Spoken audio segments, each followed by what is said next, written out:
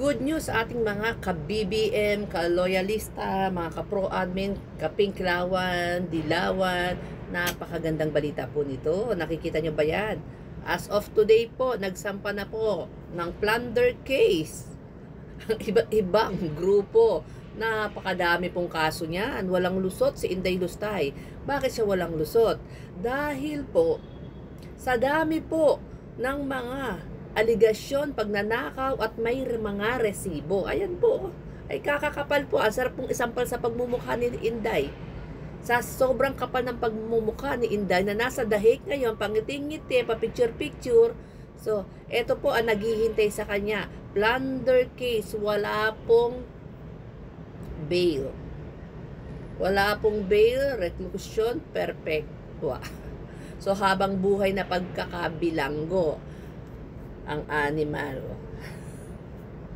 O mga DDS, wag niyong sasabihin ano ito ha, demolition job. Matagal na po yung kaso na yan.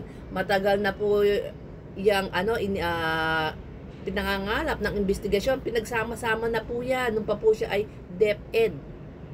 Halo-halo na po yan. Sa sobrang dami po, nakawalang yaan. Anomalya nito ni Inday. Ganyan na po karami.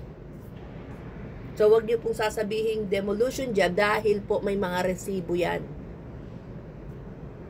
Ngayon, pagbalik ni Inday, ang paghandaan niya, yung defense niya, ewan ko lang kung babalik pa sa dami ng kaso na naghihintay sa kanya ngayon. Diyos mio, Marimar, isipin niyo, 150 million ang bayad nila kay Kaufman. Magkano ang SALN ni Digong? 37 million. Magkano ang SALN ni Sara? 88 million ba? Or 87 million din? 37 million kay Digong, 87 million kay 88 million kay Sara. Yun po ang SALN ng magtatay. Pero ang bayad nila monthly kay Kaufman, 150 million. Hindi pa sama yung mga ibang gastusin nila, syempre, di ba? So ngayon, eto na naman, mag-hire siya ng maraming abogado. Nung nakaraan, di ba? Nag-hire po ng 15 yata or 14 na mga lawyer para mag-defend sa kanyang impeachment. O di ba? Handang-handa ang lola nyo. Saan galing ang mga pera? O sige, hukayin po ang mga natatagong yaman niya ng mga Duterte. Ay malalim po ang balon, hindi natin kaya. Kahit umabot tayo ng 5 taon dito, hindi po mauubos ang pera ng mga Duterte. Si Inday, wala nang business yan di ba? Ano ang pinagkukunan niya ng source of income? Politika.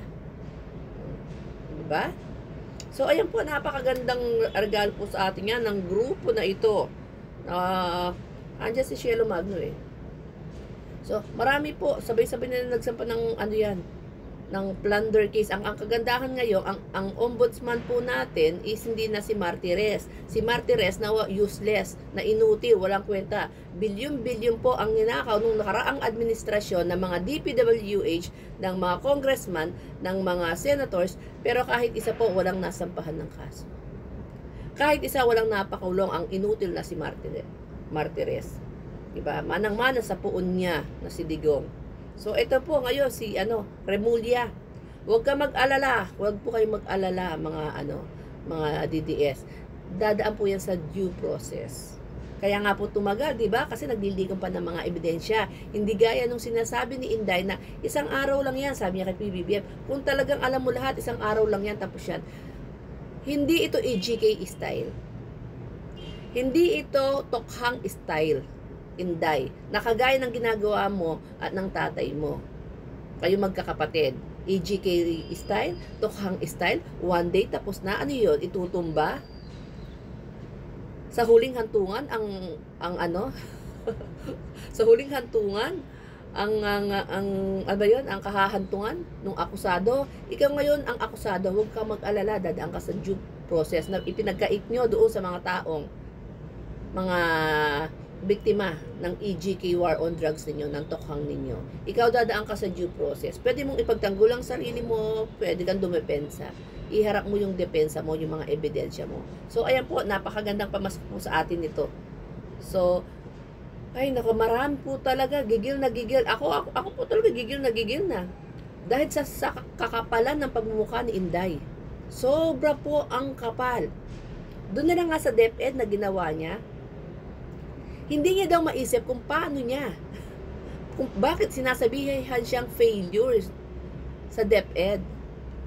Hindi niya daw maintindihan bakit daw sinasabing failed siya sa DepEd.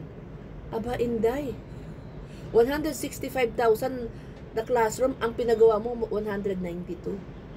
Napakalayo. Hindi ba gumawa tayo ng ano niyan? Video niyan. Yung isa, 3 lang yung nagawa. Yung ano yata, renovation. Tapos, from 165, 192 lang ang natapos. For 2 years. Hindi ka, you don't pay attention kasi nakatutok ka dun sa mga confidential fund mo, intelligence fund mo. Diba? Kung paano ka makakakulimbat ng salapi. Ay, nako. Natatandaan niyo ba yung ginawa niya nung siya ay DepEd Secretary?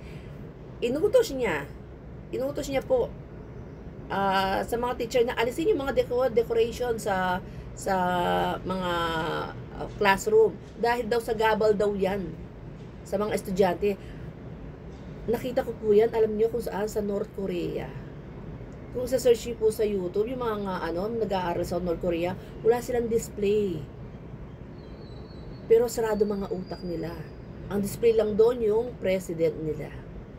Ganon ang gustong gawin niya sa mga estudyante dito sa Pilipinas. Magiging North Korea tayo.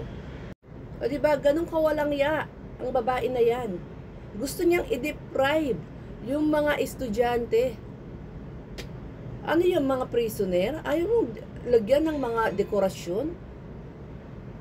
Yung mga classroom? Ginawa mong prisoner ang mga estudyante. Kailan pa naging sagabal ang magandang classroom, ang magandang decor ng classroom sa mga estudyante sa pag-aaral nila, hindi ba? So anyway, balik po tayo dito sa isinampang plunder case dito kay Inday Lustay. Naghihintay sa kanya habang siya nandun na naman po sa dahig kasama yung mga personal securities niya. Ayun na naman, namamayagpag na naman sila doon. Winawaldas na naman po yung salapi natin. Yes po, salapi po natin from taxpayers money. Bakit? Wala naman business yan eh. Ano ba business niyan? Politician. Anong source of income niyan? Doon sa kanyang sahod, from her salary. Ano ginagalaw niya? Siyempre, yung confidential fund niya, yung intelligence fund niya. Saan siya kukuha? Tapos, sasabihin niya, personal niyang gastos, lumabas sa kuha. Halos lahat ng travel niya is sa dahig. Yung mga pinapasahod natin, mga securities, dinadala niya sa dahig. Yung nagta-travel siya. So, pasahod natin. Siyempre, kasama pa yung pagkain niya. Siyempre, di ba? Accommodation, food, transpo, pasok. Kaya nga finlag siya ng COA. Diba? Walang humpay. 2023, na-flag na siya ng COA. Hanggang ngayon, hindi pa siya nagpapaliwanag. 2024, inulit pa po ng 2024. At ngayong 2025, inulit na naman. Ang kapal ng pagmumukha, 17 travels nung hanggang June pa lang hanggang June pa lang yata or July. Naka 17 travels na siya. Dinaig pa ang presidente. Ganun po, sobrang kapal ng pagmumukha ng babae na ito. Kaya dapat talaga ito makulong. Magsama sila ng tatay niya.